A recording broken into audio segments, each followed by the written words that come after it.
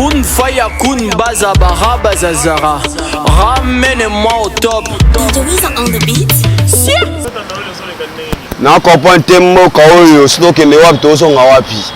Tala o bacheli biso aza ekeko le président. Ngamane na boye tala na place où mambo bazo sa raisi azonga président. O mambo cheli biso na yebité sur azanani.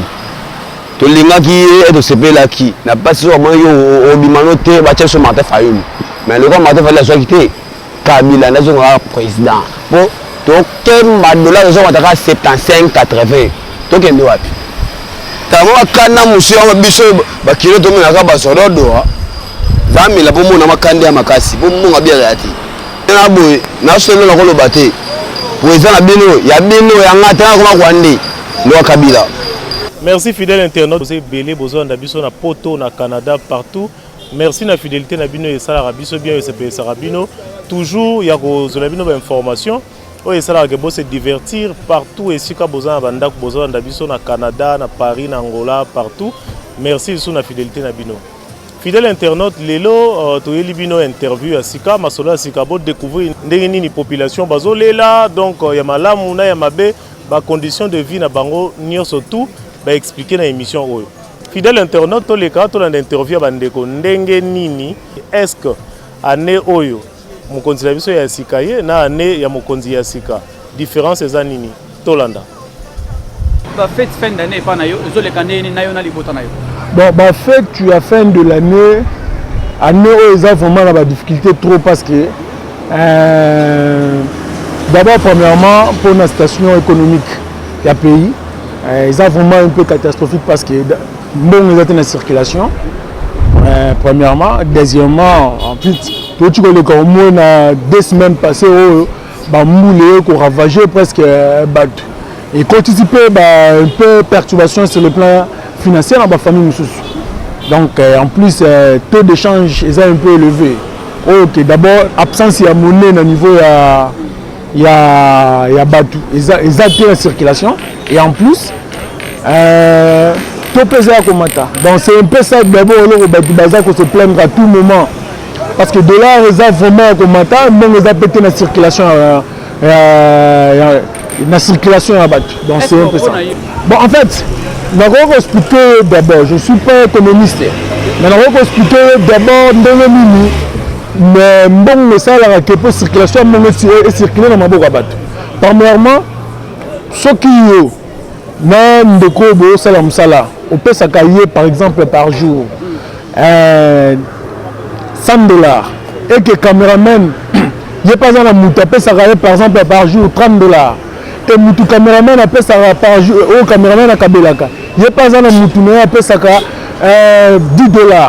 ce qui déjà yo comme on peut ça caméraman elle est descend comme on peut ça $50 est-ce que caméraman on peut ça moto on peut ça $30 par jour on peut ça $30 non ce qui veut dire qu'on peut ça soit $5 et moto il y a ben on peut ça $30 soit on peut ça 10 on peut ça moto on a $10.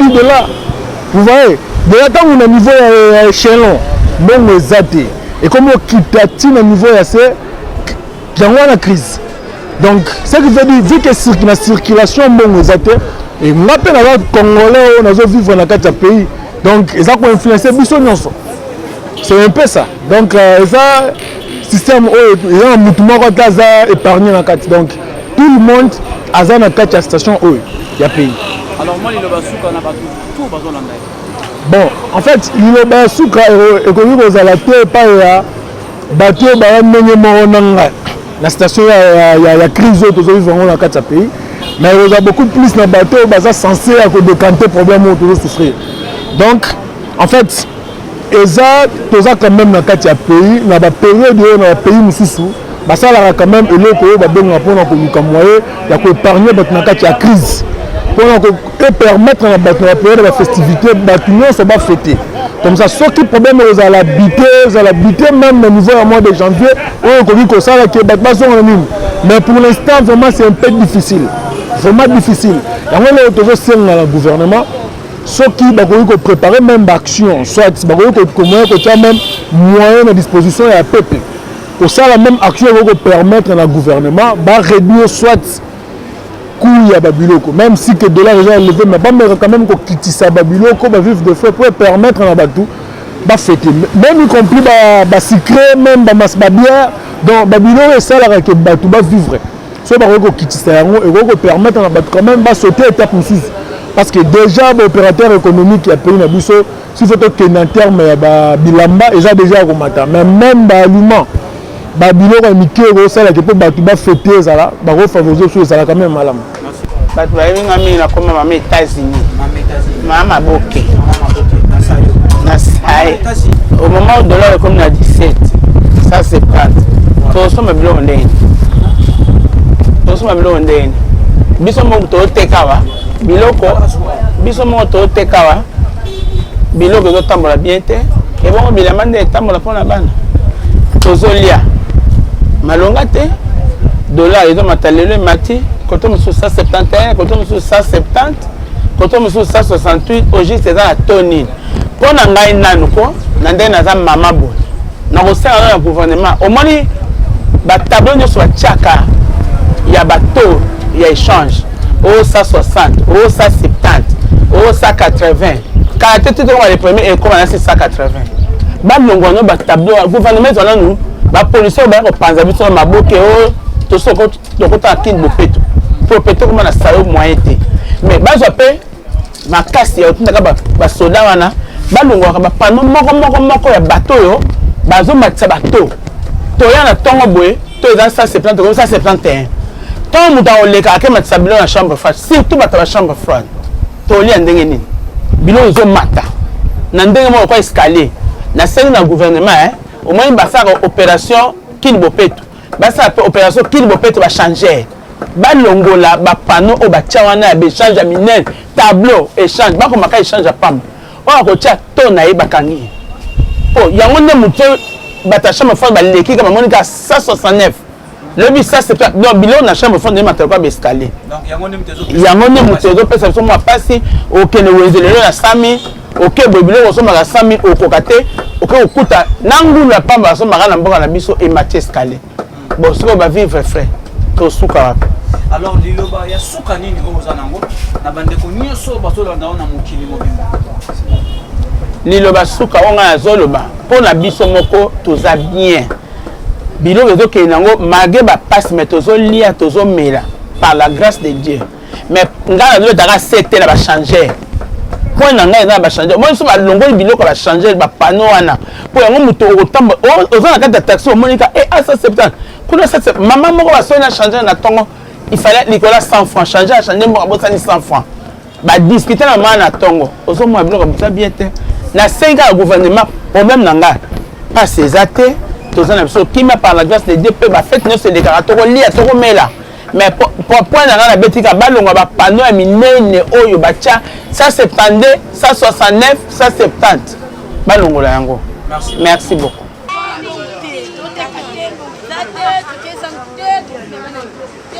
Surtout au gouvernement aussi, le gouvernement ça.